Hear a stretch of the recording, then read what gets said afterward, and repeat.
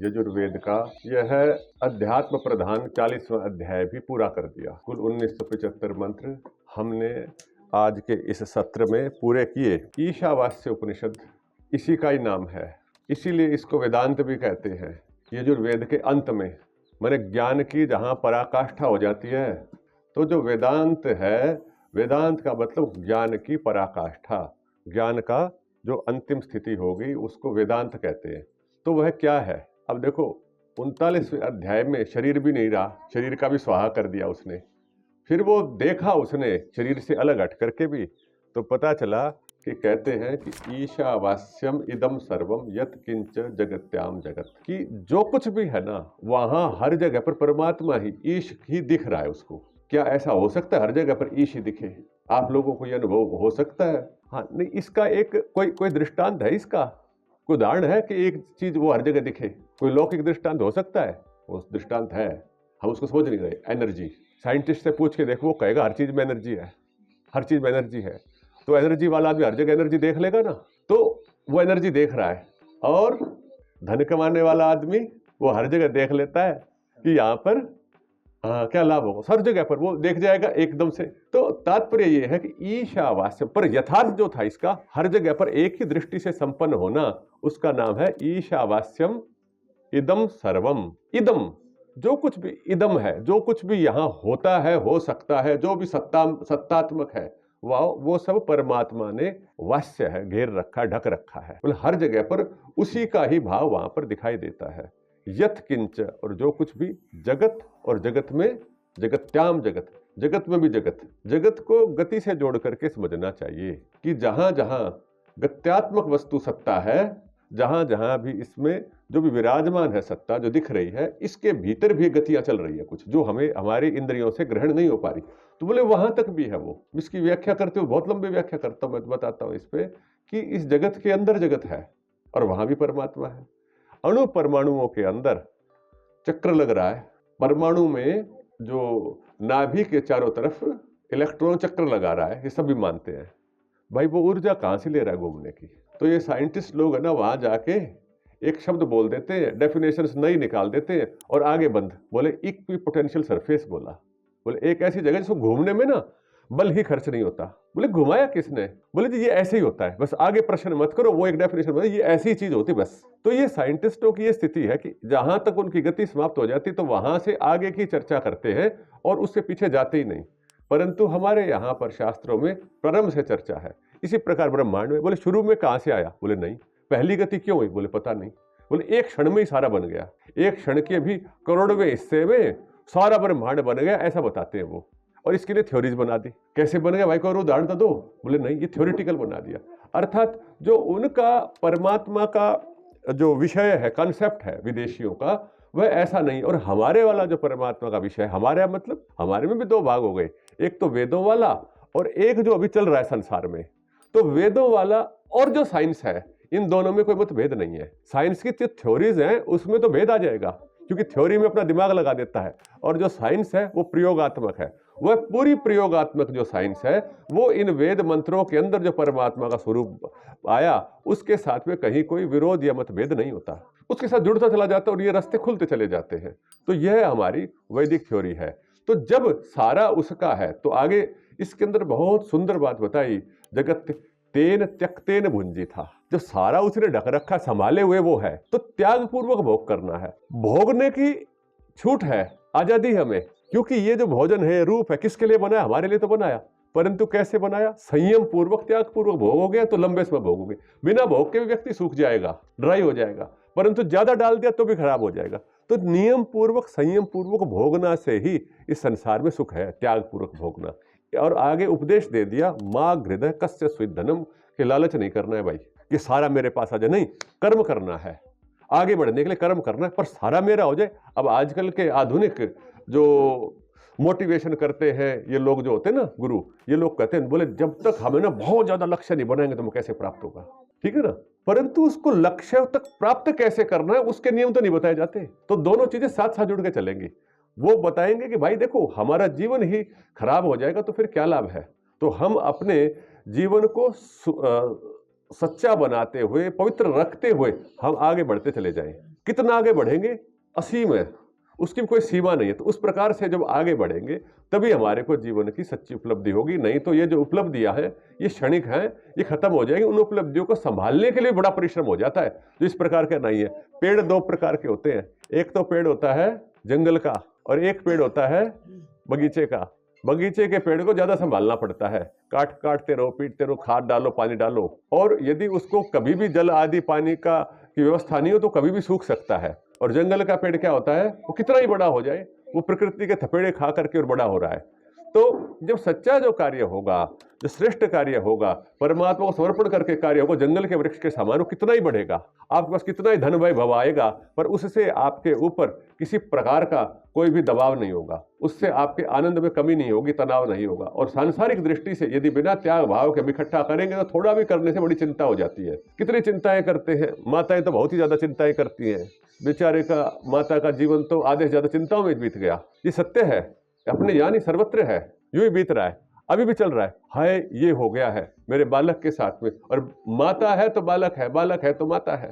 तो उस बालक को, संतान को ईश्वर का मान के चलो, कर्तव्य करो, क्योंकि आप सारे संसार को अपने दृष्टि से नहीं चला सकते। एक व्यक्ति भी नहीं है संसार में जिसको हम अपने हिसाब से चला ले पूरा। तो इस ज्ञान को ग्रहण कर लेना, धारण कर लोगे तो जीवन में आगे बढ़ेंगे। तो ईशावास्यमिदं सर्वम, इसके अगले मंत्र ने बताया कि हम कर्म करते हुए जीवन जीने की इच्छा करें, कर्म में कभी भी कमी ना हो। तो हमने जीवन का फॉर्मूला, सूत्र बना लिया, अत्यधिक कर्मशील होना, कर्मठ होना है, ये सूत्र है। यहाँ पे सूत्र यह नहीं है जीवन का कि हमने इस स्तर का धन कमाना। धन तो आएगा, परंतु हमारा जो उद्देश्य होगा, उपलब्धियां जो लौकिक होंगी वो आएंगी, परंतु हमने निरंतर परिश्रमी होना, कर्मशील होना है, उसमें कहीं कमी ना हो। यह सिद्धांत बना के आगे बढ़ना है। और कितने साल तक? 100 साल तक, 100 वर्ष तक हमने कर्मशील होना है, तब तो बात है। नहीं तो 40, 50, 60 साल की आयु तक तो खत्म ही हो जाता है व्यक्ति, कहाँ कर्मशील रहा फिर वो, है ना। फिर औषधि और डॉक्टरों के पीछे जाना नहीं। तो कर्मशील होने के लिए भी कोई आयु की सीमा नहीं है। तो कर्मशील हम होते हुए चलेंगे और परमात्मा को स्मरण रखेंगे। असूर्या नाम ते लोका अंधेन तमसा वृता, कहा है वहां पे स्पष्ट रूप से कि परमात्मा की एक दंड व्यवस्था भी है। इतना ही नहीं है, वो न्याय भी कर रहा है, वो कर्मों का फल भी देता है। जो जैसा करेगा ये निश्चित मिलेगा फल। कोई ये समझे कि हमें कर्मों का फल नहीं मिलता तो समझ लो भ्रम में है। हमारा पूरा वांग्मय, पूरा भारतीय दर्शन, हर प्रकार के संप्रदाय में यही बात निश्चित रूप से कही जाती है कि कर्म का फल मिलेगा ही मिलेगा। और क्या मिलेगा? जो पापमय कर्म करेंगे उनको अंधकार की योनियां मिलती है, और जो अच्छे करेगा उसको प्रकाशमान योनियां मिलेगी। ये निश्चित रूप से है, तीसरे मंत्र में आ गया। और आगे कहा, इससे अगले मंत्र में और चलेगा, संभूतिम च विद्याम असंभूतिम च, और विद्या और अविद्या इन दोनों की उपासना करनी है। जीवन की जो सफलता है वो दो के साथ है, एक के साथ नहीं है। एक पंख से पक्षी उड़ नहीं सकता, दो पंख है उड़ने के लिए। तो वो दो पंखों की बात बहुत जरूरी है। बोले एक विद्या और एक अविद्या, एक तो है संसार का धन और एक आध्यात्मिक धन, आध्यात्मिक ज्ञान, आध्यात्मिक विद्या, और दूसरी ओर है सांसारिक सुख समृद्धि, उसके लिए प्रयास करना। जो सांसारिक है इसको कहा अविद्या और इसको बोला विद्या। ठीक है जी। तो हमारे को अगर दो में से एक को चुनना पड़े तो किसको चुनोगे? इन दो में से एक को चुनना पड़े तो किसको चुनोगे? मैं पूछ रहा हूं आपको। दोनों चीजें अच्छी हैं, पर हमें चुनना पड़े तो किसको चुनोगे? एक को चुनने की बात है। हम जीवन में वस्तुतः एक को चुने हुए होते हैं। चुन रखा ने, एक संसार को चुन लिया, बुरी बात नहीं है, चुनता है, वो परमात्मा ने बनाया है।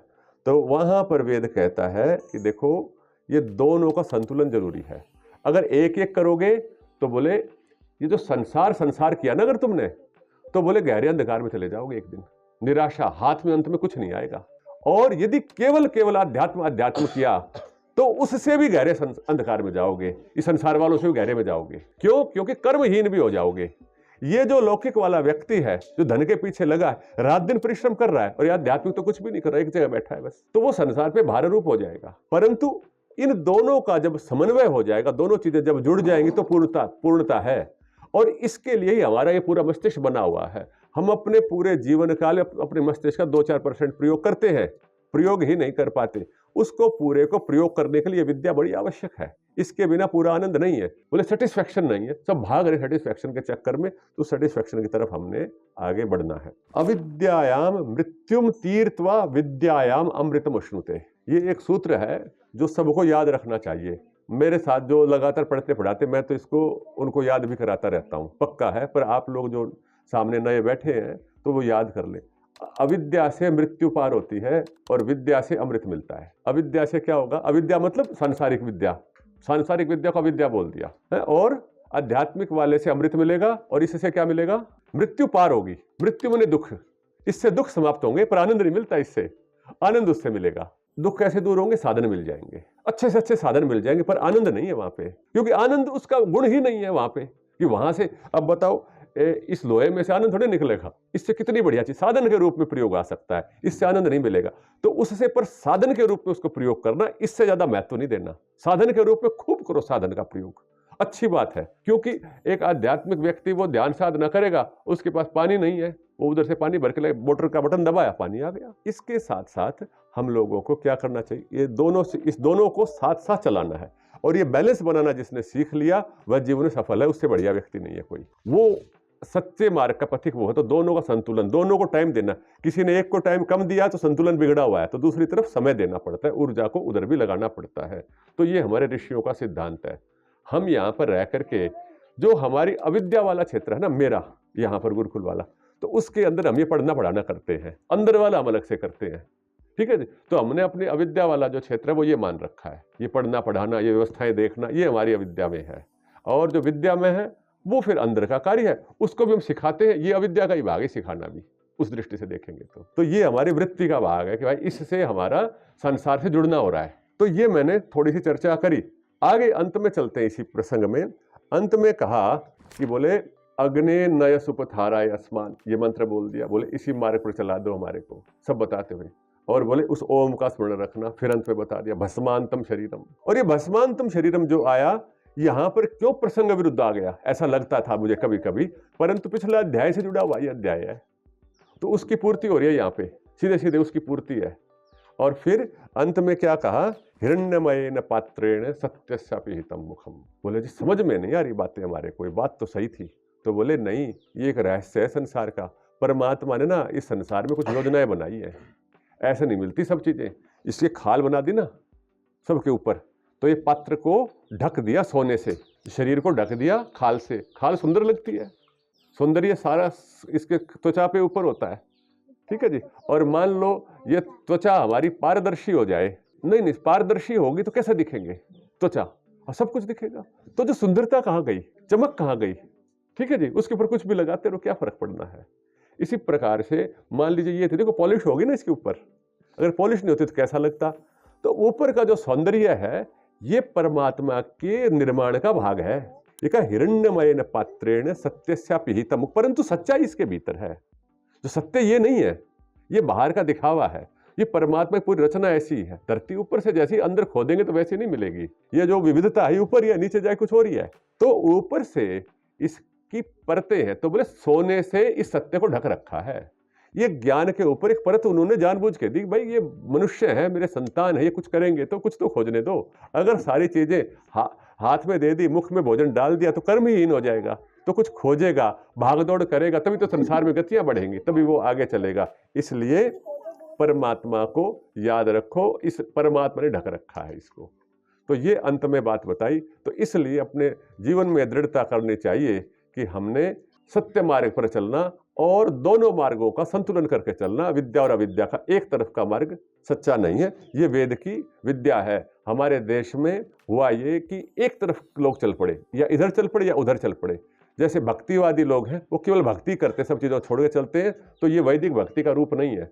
वैदिक भक्ति का रूप तो यही है कि अपने कर्म साथ साथ चलेंगे, 100 वर्ष तक कर्मशील होकर के जीना। और यह संकल्प हमारा होना चाहिए कि हम दीर्घायु हों,